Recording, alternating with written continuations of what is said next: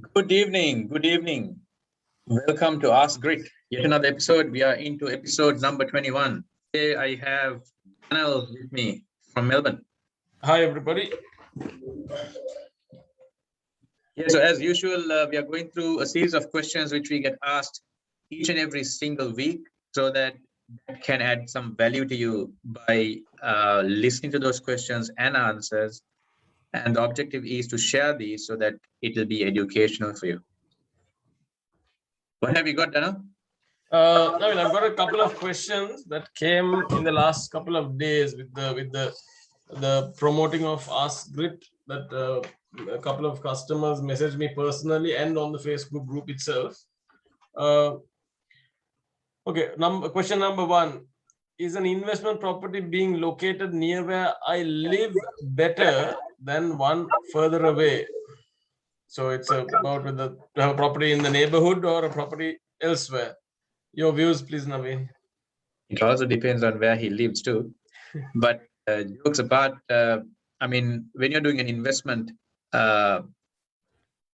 you should detach from the emotions. You always feel safe to do an investment where you live or close by, but that might not necessarily be the best investment or the wise thing to do. Or it might be. You might be in a growth corridor where you should invest. But please don't attach yourself to the locations you're in. You might be living in the southeast of Melbourne, but there might be better options in the north or the west, which are really booming, or even regional for that matter. I mean, as long as you have a proper team to take care of your investment, it doesn't matter whether it's in Melbourne or Brisbane or Perth, as long as your investment is fully taken care of. So the short answer is not necessarily. Always educate yourself, use the statistics, do your research, and we are more than happy to share anything you need to make that decision. It doesn't have to be close to you. That is concluded. It does not have to be close to you as long as it is a logical investment. Looking at ROI and turnaround time. Correct, Naveen? Correct. All right. The second question I have is, as a proportion, what is the money needed for an investment property? How much do I need to contribute for an investment property? I mean, you can go for 90% finance, which means you need to have 10% of the property value plus the stamp duty and the legal fees as part of your contribution. You can go up to 10% would be the minimum. If you have a 20%, then of course you don't have to pay the mortgage insurance. But as a minimum, I would say 10%. So 10% should be able to get you in the door of an investment. Yep. Okay. Okay. The same customer asks, apart from the loan repayments, when I invest in a property, what are the other expenses related to an investment property? Yeah, so in terms of your purchase cost, you have your apartment or property price. Apart from that, you have your stamp duty. Again, the stamp duty will vary whether you go for a completed house or a house and land package. Meaning, if you buy a completed house, you'll be paying stamp duty on the whole property value. If you go for a house and land package, you'll be paying stamp duty on the land value only. So stamp duty is one, and then you will have to pay legal fees for your solicitor or the conveyancer, typically $800 to $1,500 based on the solicitor you choose. And then as part of bank setting up your loan, they might charge about $300 to $500. So those would be your costs apart from the property price in terms of the purchase. After the purchase, if it's an investment property, you will have outgoing such as your insurance, your landlord insurance, your property management fees. You will have your water rates and council fees. So those will be the outgoings on an investment property. Yep. Okay. All right. That is good. Then yet another customer of a colleague of ours messaged this on the Facebook group. What are your thoughts of investing in and around Brisbane right now? I mean, Brisbane will be a really good investment, especially as everyone knows, Olympics 2032 will be held in Brisbane. And when something like Olympics come into a city, that whole entire city developed, and it has to be developed to cater such a large event. And in turn, there will be a ripple effect on the property values as well, because infrastructure will be developed, and obviously the property values has to go up. So it's a really good time to get into Brisbane. Just like Melbourne and Sydney, Brisbane has been going gangbusters already right after COVID. And I think it will continue for the next few years because Brisbane is a really, really good area to invest right now. So you do, of course, everybody knows for a fact when Olympics are taking place or any big event like that, even the Commonwealth Games, you've seen much property price growth in those cities these games occurred at. So I definitely think Brisbane will see a skyrocket of growth in the next 10, 12 years. Furthermore, the next question I have from Mr. Asel is of course overseas. Regional properties seem to be showing a bit of growth. Do you think that will continue? Would you propose it? Regional has been growing really well for the past few years, and especially the rental return on the regional properties. If you're looking at Victoria, places like Geelong, Ballarat, Bendigo, or Bacchus Marsh, just to name a few, has been recording at least 5% of rental yield. And all these areas, especially Geelong, Ballarat, and Bendigo, there's so much of development happening. So your capital appreciation will be eminent. So I would, definitely regional areas are really good investment. And especially now with the the centricity to some cities being a little less than it was, not that it's ever going to go away, but with the fact that people are going regional and have the capacity to work from home sometimes, that has then this numbers definitely show that regional are on a huge growth trajectory. Like from for my information, doing some sourcing on Armstrong Creek has had exceptional growth. Geelong, I can't even imagine that has had so much Geelong, growth. I mean, Geelong is not cheap anymore already, and I think it will continue to grow because, especially Geelong, there'll be a Melbourne to Geelong feed rail coming up in the next 5 years, and with the lifestyle which is offered in a place like Geelong, people would love to live there and work in Melbourne as long as they can travel fast. And I mean, 1 hour drive, 1.5 hour drive in another 8 to 10 years would be considered normal. I'm sure. Yes, certainly. I have a bit of out of topic, but I have a classic story, a personal story. I'm an investor. I proposed a property back 5-6 years ago. The land price was 190 for 581 square meters, and she's now in Armstrong Creek, and now she's jumping up in joy, saying that I convinced her to do the best thing she did in her life with the value she has had it valued recently. I don't want to mention names, but I was talking about this in office also a couple of days back, before the lockdown actually. Anyway, all right. Okay. How about how do you buy a property with positive equity from day one is the next question. I mean, if you're looking at established house, you have to buy it at a very good price, below the market price. If it is, or the best way to go about having positive cash flow or positive equity coming in is you go for a house and land package where the land will be titled in 1 year to 1.5 years time. That way you're locking in the price right now for the land as well as the house. Everything is fixed. By the time you settle on the property and when your house is being built, which is 1.5 to 2 years from now, you will have a pretty good amount of equity in the house already. So from day one, you'll be on upward run. Okay. So then the next question I have actually this came in from Jaswinder. Is it better to put in a 10% deposit, as you were discussing just now, or a 20% deposit when you're purchasing a house? What is your opinion on that, Naveen? No, if you have the affordability to do 20% deposit, definitely recommend that because you're going to save on mortgage insurance.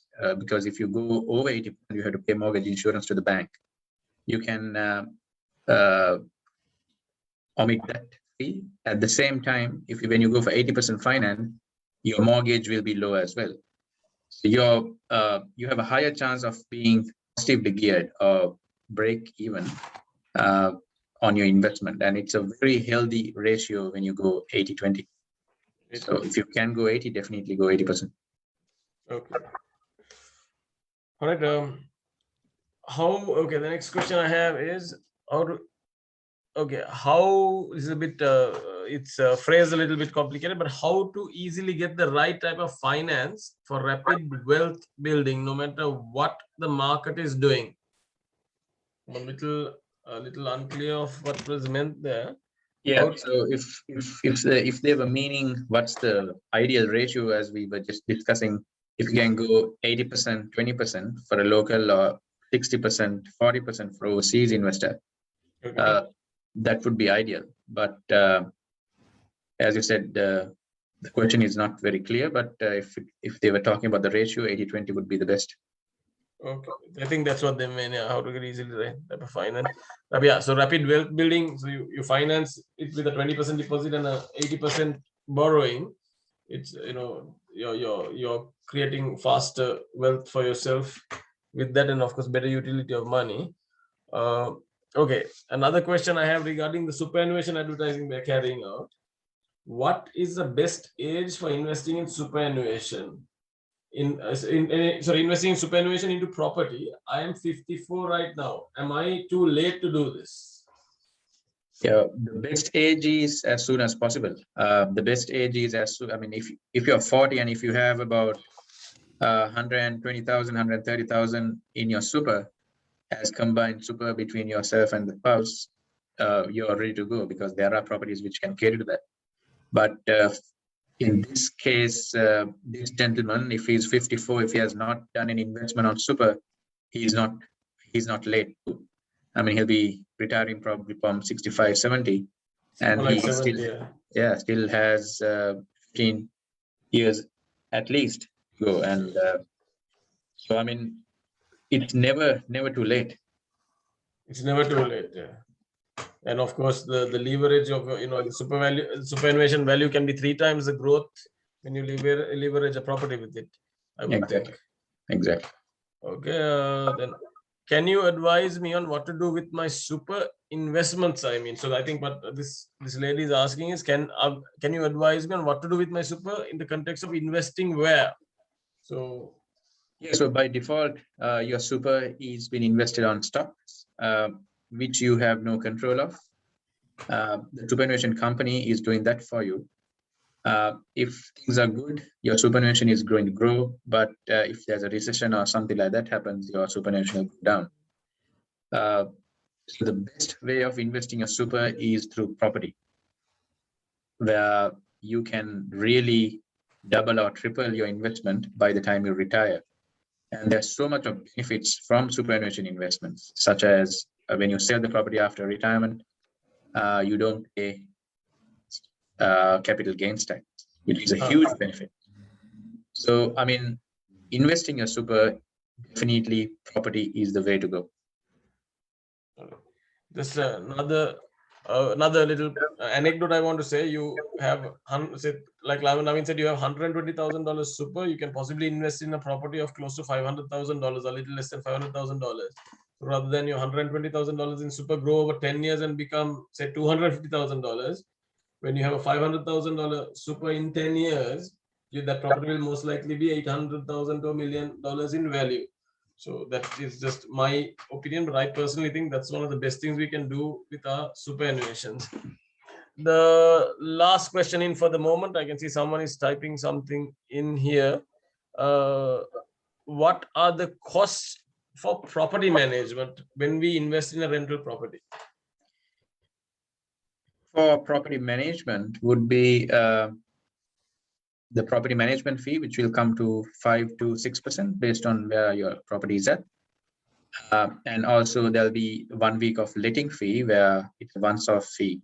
But apart from that, we don't charge anything else, but there are some other companies where they charge sundry fees, statement fees, and so forth. But with us, it's only letting fee, property management fee.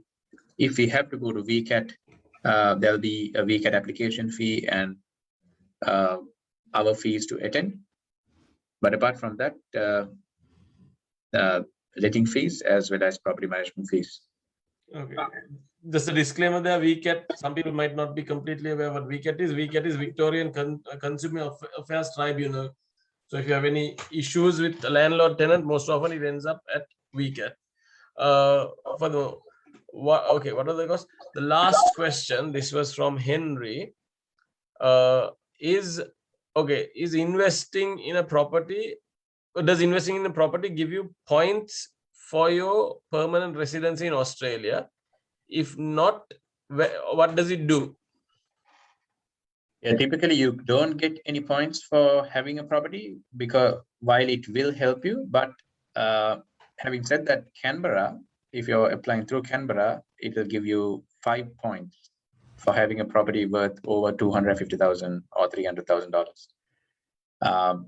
But generally, either through any other state, you're not going to get any points, but it will definitely help you because it will show that you have an interest in Australia, as well as it will be part of your asset base if you're going through business migration. Okay, so a property over 250,000 or 300,000 in Canberra. Yeah. So now every property is over that price. That doesn't make too much of a difference there. Correct. Okay. So that's about all the questions we have for now, Naveen. Nobody else seems to be active on the account. I think we have got one more talking about Canberra. There's a question. Heard that rental yield in Canberra is high. Why is that? Okay, Canberra rental yield is, you're looking at 6 to 7%, which is the highest in the whole of Australia. And the reason for that is most of the workers or the employees in Canberra are government. So there's a lot of government jobs. The average wage is about 80,000 plus per annum. So it's almost double the normal average wage across Australia. So the affordability is high. And also in terms of the properties, there is definitely an undersupply in Canberra. So Canberra is a really good investment hotspot. There's so much of talk about Canberra on media as well. It has come to the spotlight. Very, very good rental appreciation. And another point to note is Canberra, if you look at the property price of an apartment versus a house, the difference is huge. You might get a 2-bedroom apartment in Belconnen, for example, where Canberra University is, for about 450 to 500,000 max. But if you're looking for a house, you're looking at 1.6 to $2 million. So, and if you look at it another 10 to 20 years time, house prices are never going to come down, but apartment prices can go up. So Canberra is definitely an interesting place. Highest rental yield you can find in Canberra. But Canberra, as we are done with the questions, we have a webinar tomorrow talking with a developer in Canberra, and we'll be focusing on Canberra property market as well as the benefits which investors might have. And it's going to be a very, very educational session. So if you have not signed up, please join into that webinar. It's at 9 p.m. Australian Eastern Standard Time.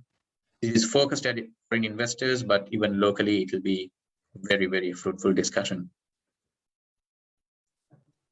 And one more thing, Canberra and Melbourne both hit the $1 million median price this year. Yeah. So when you say median price, to elaborate or to explain to people, median price is if there were 21 sales, whether the house was 60 years old, 70 years old and very small, or it was a brand new house that was extremely large. It's that middle point. So we are in the $1 million cities now. There are a number of cities that are in the $1 million range throughout the world. So I'd say at least I'm proud to be a part of Melbourne, and Canberra is also there. And if you look at it, Canberra's growth in the last couple of years has been exponential. Of course, of course. And All right. So 20 minutes, short and quick. We'll be coming to you with another segment next week. Hope this has added some value to you. Hope it was useful, and we will see you next week. yep, we'll see you next week. Thank you, Naveen. Appreciate the info, and ciao. See ya. See ya, bye.